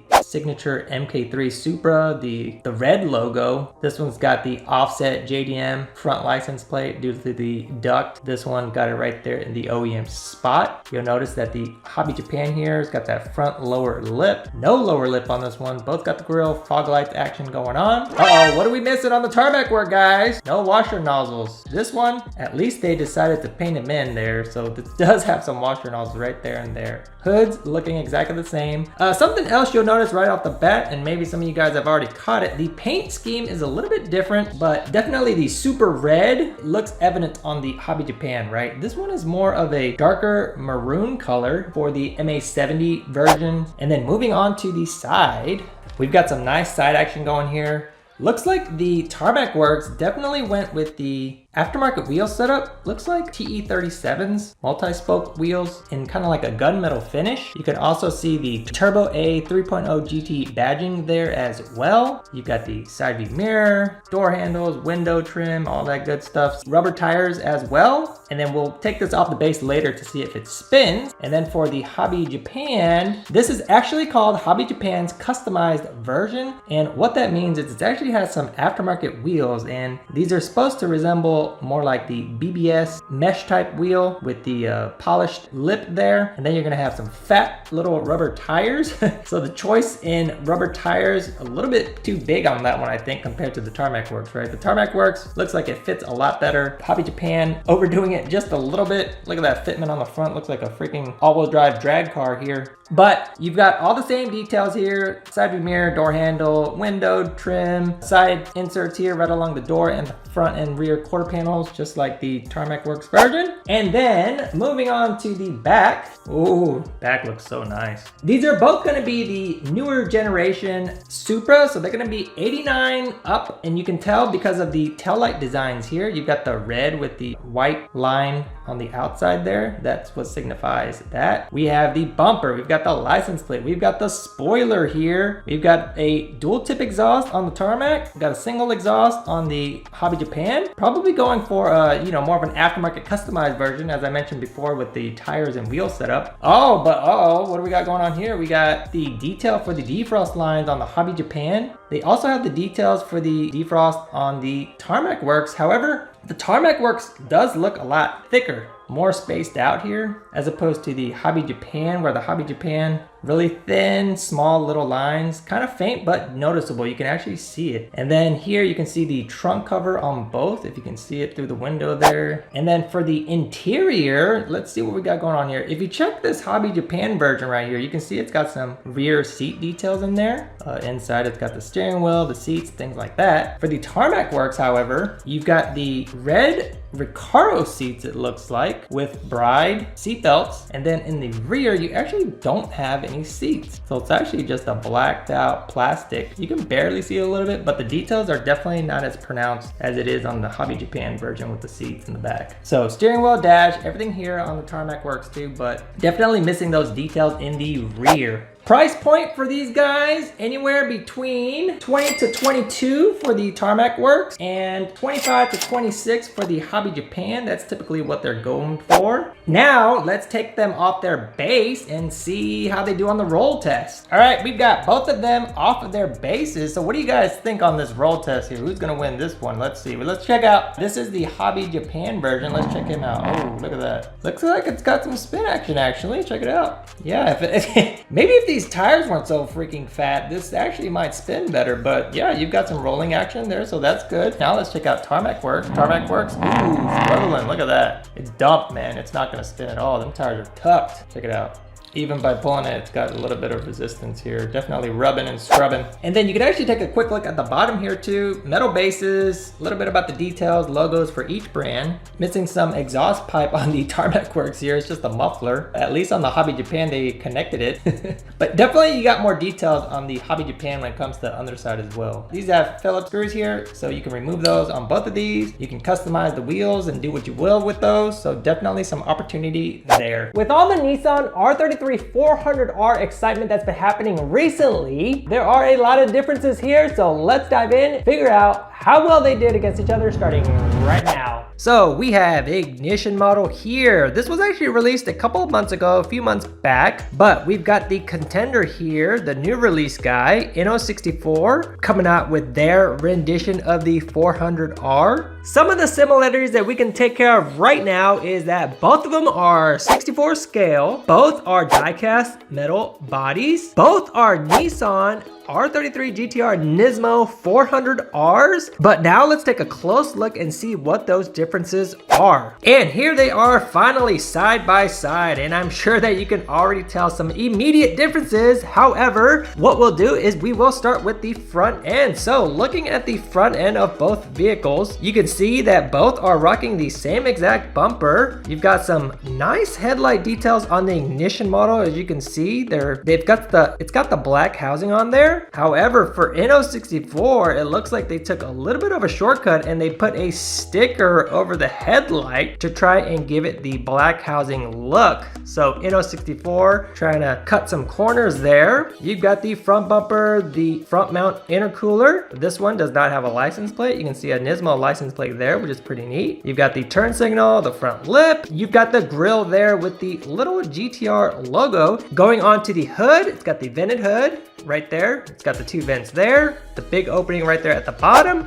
Now, what's something that you notice right away in terms of the color? Check it out. The N064 version is a lot brighter. From pictures that I've seen online though, when it comes to the yellow 400R variant, it definitely looks closer to this color. Now, let's move on to the side. When we're looking at the side of these, both are rocking the 400R sticker, but you can see that it's black here and silver here. I've actually seen both renditions of that on the real life variant of the car. You've got the side skirt here, you've got the turn signal, you've got the GT logo right there. One detail that you will see is underneath the side view mirror, you do see this Nismo sticker. That decal is actually not on the ignition model version, as you can see. One thing about the wheels that stands out to me, N064, I don't feel like they accurately represented the wheels of what those Nismo wheels actually look like. However, they do have the decal, they've got the riveting, and they've got the polished lip, and they've got the rubber tires. On the ignition model, you can see that it is properly set up. However, they do not have the Nismo sticker on one of the spokes, and they do look slightly bigger, but it does look a lot nicer, especially when it comes to the fitment and setup. As you can see, this one looks like it's rocking like 15s or 16s. Whereas this one, perfect stance, super nice fitment on those wheels. Everything else looking pretty accurate. You've got the side view mirror here, you've got all the trim, windows, and things like that. Oh, and one thing you'll actually see here, this one does not have an antenna hole. This one, the N064 does right there. So a nice little detail add-on. And finally, moving on to the back, you can see the 3-piece spoiler for both pieces, rocking that carbon fiber insert for the center section. Oh, and looking at the rear window, check it out. You've got defrost lines here, no defrost lines there, and it's blacked out to the max. You can't see anything. That's actually the first time I've seen ignition model not do defrost lines, so a little bit of a missed detail from those guys. You've got some Nismo sticker decal details on the N064 right there. Nothing on this guy. You've got the Nissan badging, GT-R badging, Skyline badging. This one's missing it though. I don't really see it. So N064 dropping the ball on that. Pretty cool little license plate here from ignition model, the Nismo 400R. You've got exhaust, rear bumper. And when it comes to the taillights, I would say that the ignition model is lacking a little bit of detail when it comes to the insert on the outside, whereas on the N064, you do have the amber clear going on here, and then obviously the 4-round, the taillight insert. So all those plastic, no overlays, no inserts. And on the interior, looks pretty basic, nothing too crazy. The N064 rocking some bucket seats, full interior, rear and front. It's got the steering wheel there and things like that. So pretty simple and to the point. For the ignition model, interior also going to be looking the same. However, you can see that the ignition model may have gotten lazy and they didn't do any details on the back because they've got it completely blacked out. Look at that. So they've only got the front details, steering wheel, bucket seats, dash, and little button on the console there. When it comes to pricing for both of these fellas, typically the ignition model is gonna be anywhere between the 40 to 42 range. And then on the N064, you're gonna be looking at the 20 to 24 range. Now, we're gonna have to take these two off their bases and check out that roll test. All right, we've got both of them off their base. So we've got Inno here, ignition here. Let's check out the roll test. Let's start with ignition model. I think a lot of people may already know the verdict on this, so let's go. Ooh, this guy here is slammed to the ground and he is not going anywhere. So ignition model, 10 times out of 10, not spinning. Now we have a N064 ready in 1, 2, 3. Woo! It's got some rolling action. Check it out. Hey, look at that, you know? It looks like they've got a little bit better fitment when it comes to being able to roll. So good job, Inno64 on that. And then we can take a look at some of the details on the base here. Ignition model, keeping it pretty simple, all black. Inno64, check it out. They've got some detail on the exhaust piping, coloring that to make it silver. You can see the Phillips head screwdrivers here. So if you wanted to swap these wheels out for the Inno64 to make it look a little bit more nicer, you could do that. So same goes for ignition model.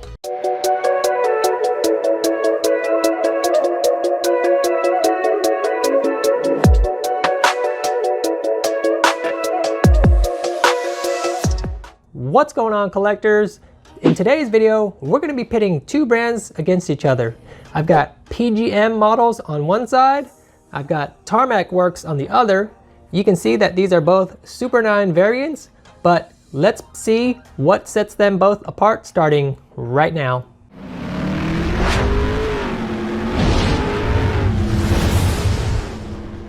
Alright guys, so before we dive in, if you're brand new to the channel, consider subscribing. I'm posting up at least one video a week. Subscribe, hit the notification bell, that way you can stay up to date on all my new video releases. So we've got both of the models out of their acrylic cases. I'm just gonna let them sit on the base because it's got information on the base that I wanted to share with you guys. But we've got PGM on the left, Tarmac Works on the right. As soon as you open the case, the Tarmac one comes with a limited edition slip card, tells you the number. Got a little card here, logo going on. Pretty nice little thing that they add in there. On the PGM, you get this little pick, and I'll show you exactly what this is for here in a minute. As far as the limited edition number goes for the PGM, that is actually listed on the car itself. You can see it right here. So this is number 192 of 999 pieces. PGM always runs a limited amount. Next, we can take a look at the bases. So the base on the PGM is literally like a solid marble base. So definitely a little bit more on the luxury side for PGM, whereas the Tarmac Works is just this plastic base here. Next, we move on to the front end of the vehicle. Front end looks pretty similar. The only difference I can see is that the headlights on here look a little bit more accurate with the yellow, whereas the one on the PGM is more of an orange color. I believe the one in real life does actually have a little bit more yellow. We've got the number, the RWB logo, the raw welt banner on there. We've got all the white canards here, but as you can see, the Tarmac Works only has this one white canard, whereas the PGM has both canards here, which is a lot more accurate. We've got the license plate here at the front. The opening on the front bumper, you can tell that it's a lot more detailed on the PGM right here.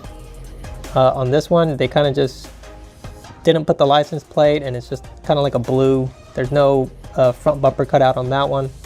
It does have the front lip as well. Also, what I noticed on the Tarmac Works is that it does not have a lowered stance, much like the PGM model. We all know that RWB is super low styling when it comes to that. So maybe it's because it's still on the base that it's doing that. But even if you took it off, I still feel like the tires are already hitting the ground, so you're probably not going to get any lower on that. Something else you'll notice, the roof looks pretty similar.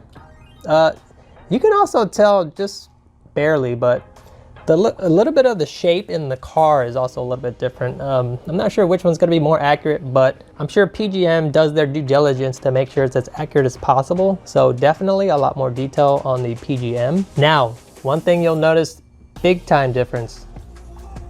The PGM has a hood line here.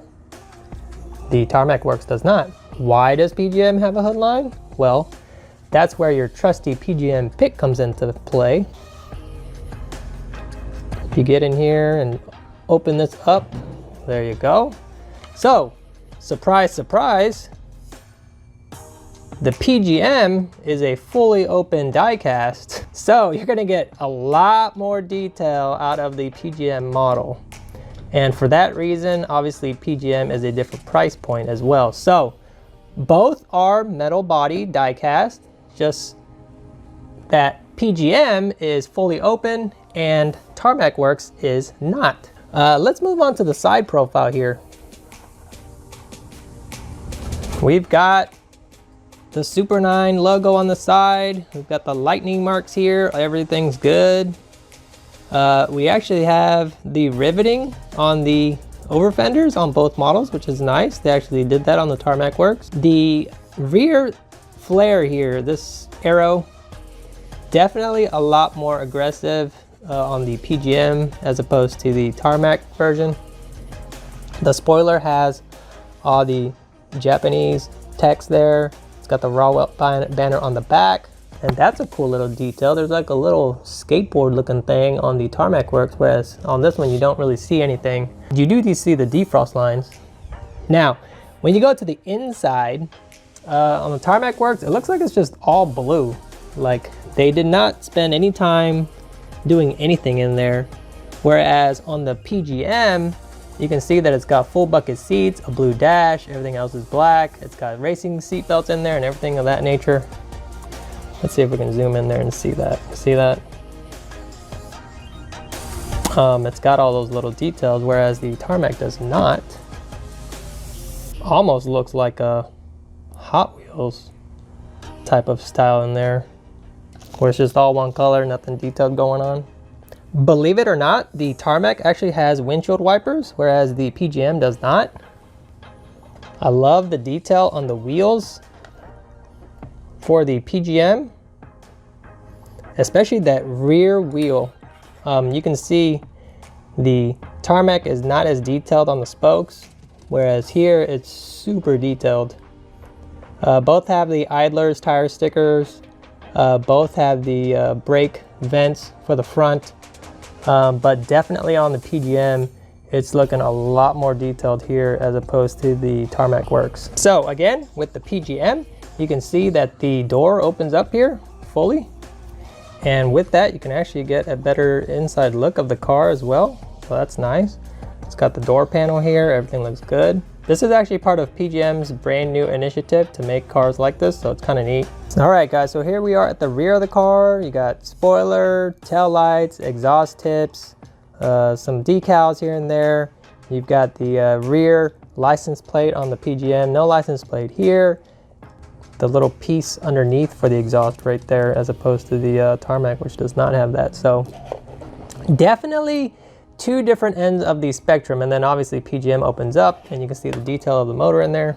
Question of the day, what is your favorite PGM model, or what is your favorite Tarmac model? I know both brands have a lot of models released already.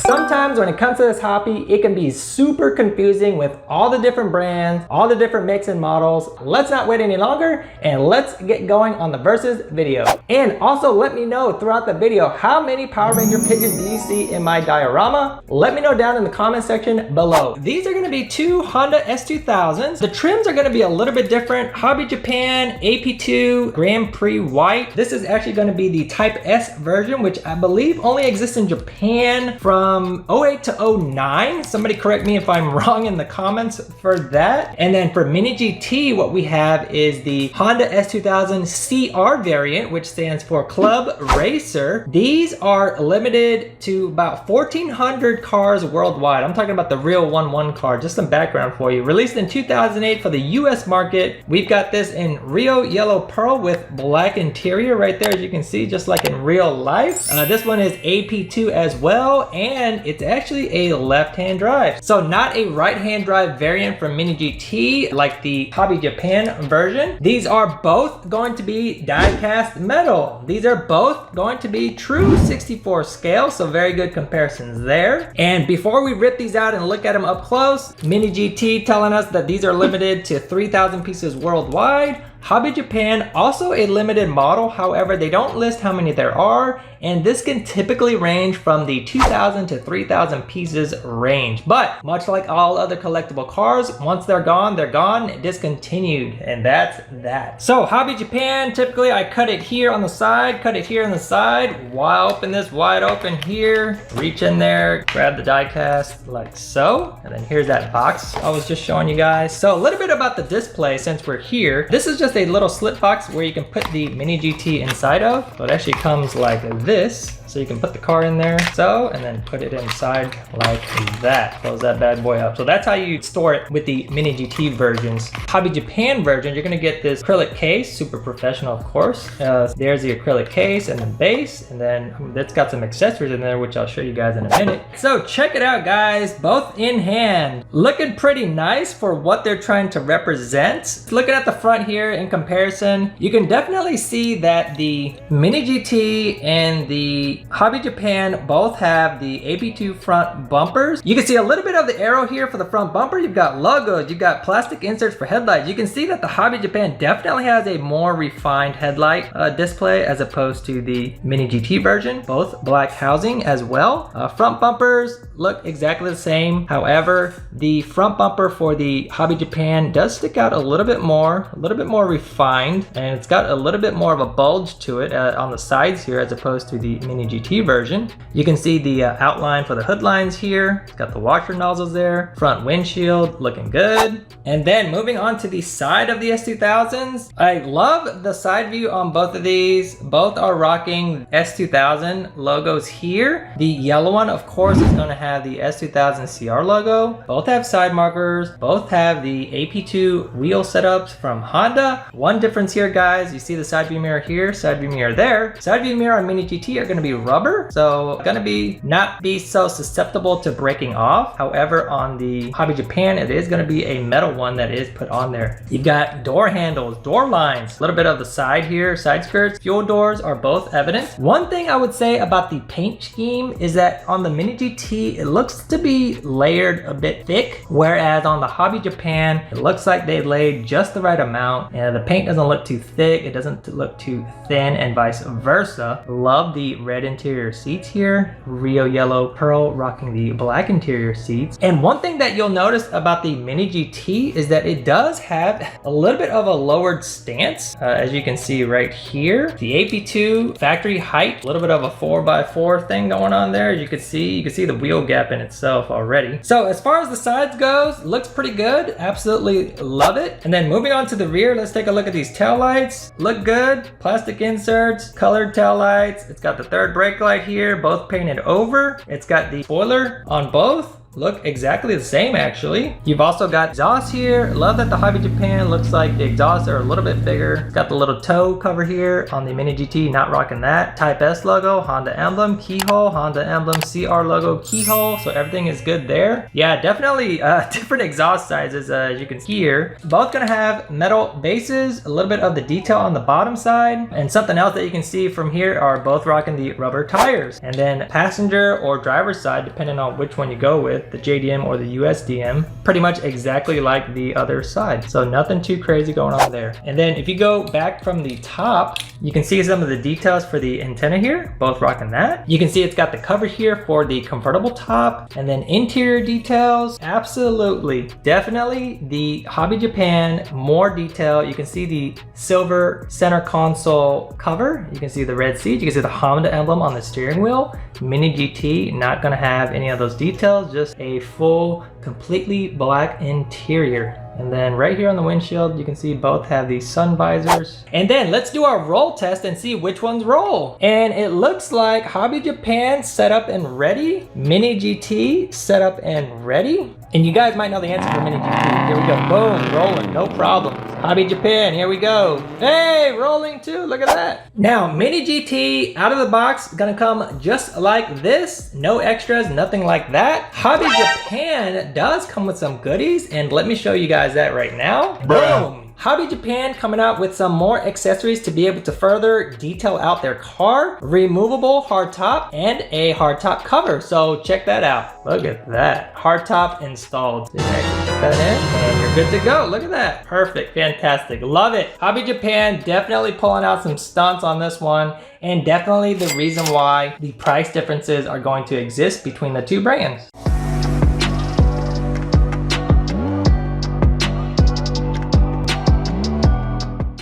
Have you guys ever wondered what the difference between a resin and a die cast is? Well, in this video, I am gonna show you guys hands-on exactly what those detailed differences are. Buckle up because you're about to be blown away starting right now.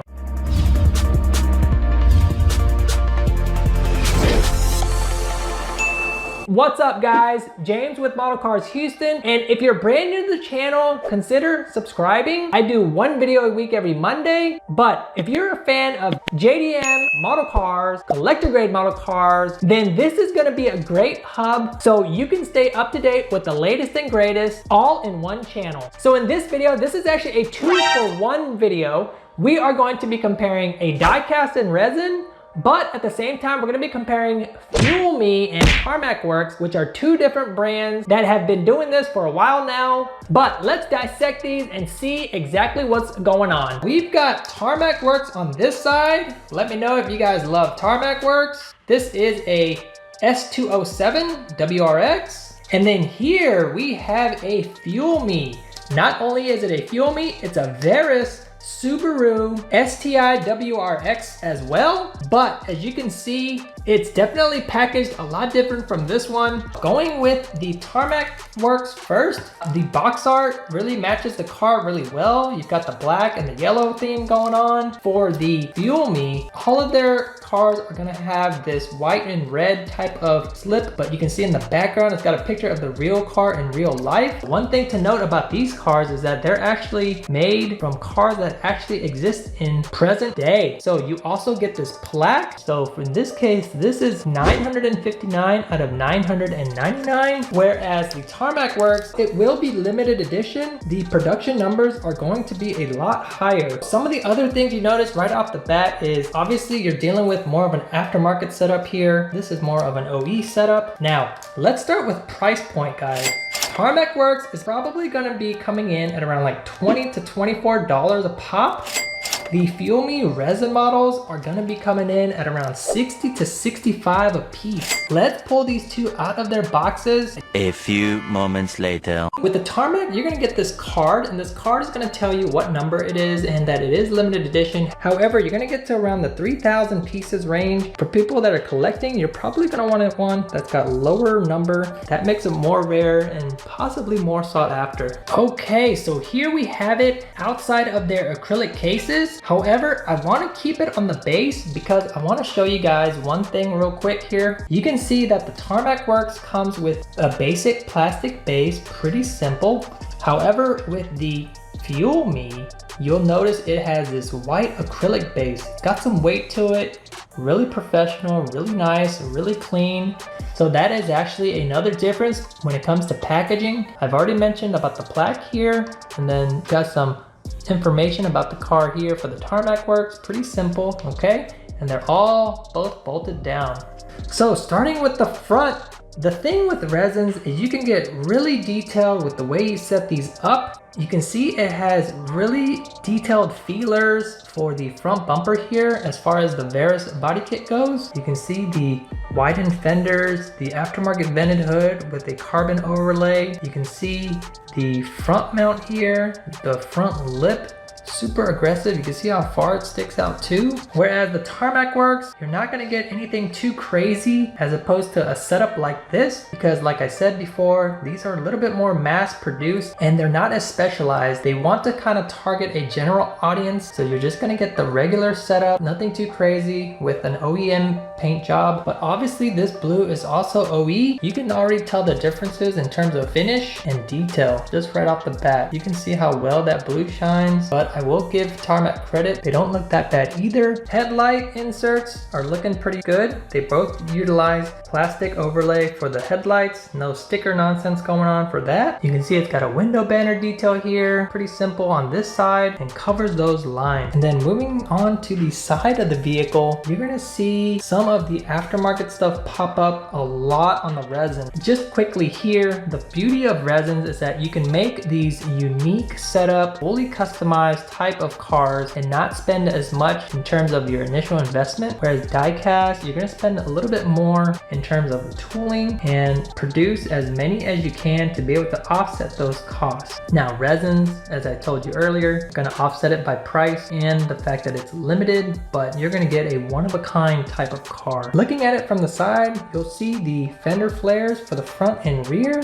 That's the Veris kit. All the sponsorship and decals for this car. It's even got more of the carbon fiber trims here for the side skirt and that vent. You're not gonna get anything interesting like that with the diecast. Just gonna be very simple, straight to the point. As far as the wheels goes, the wheels are pretty basic on the Tarmac Works, much like you'll find on any basic diecast in this type of range. You can see that they went all out on the wheels. It's even got little details for the center. It's even got little holes for where the lug nuts would be. They're both rocking rubber tires. I love the stance on the resin too. You can see it's got a lower profile, whereas the Tarmac gonna be OE setup, so you're not gonna have a lowered stance, but looking good for an OEM setup. You even have photo etched details for the brake calipers, for the brake rotors, and you'll see that it has aftermarket yellow calipers as well. For the Tarmac, you're not gonna get any of those details. You are gonna see a pair of rotors and calipers, but pretty dang basic. But even when it comes to the windows, you'll see it shines a lot different. It looks a lot thinner too. It's so clean, you can see right through it. Whereas with diecast windows, it starts to get a little bit fuzzy and you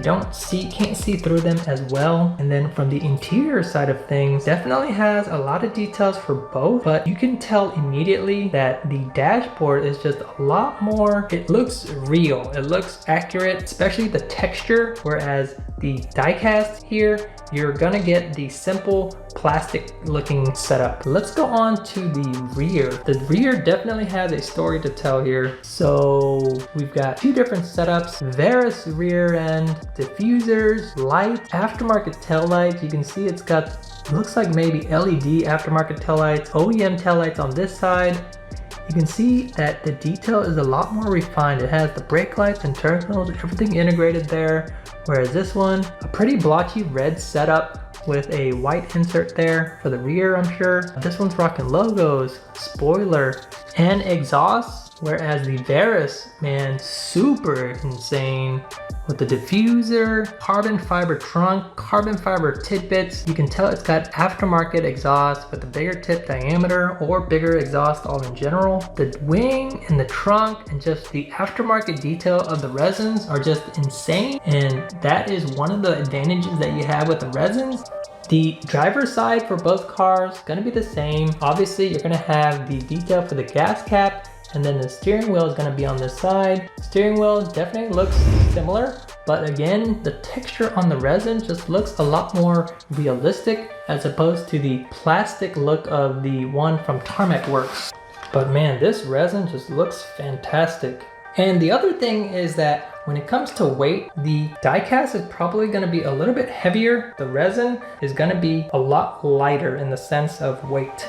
But at the end of the day, I think both of these cars serve a purpose for different markets. You know, if you've got a car that's a Veris setup and looks like that, then maybe this is the one for you. If you have this car in real life, maybe that one's the one for you. Or if you're a Subaru fan, you might get both.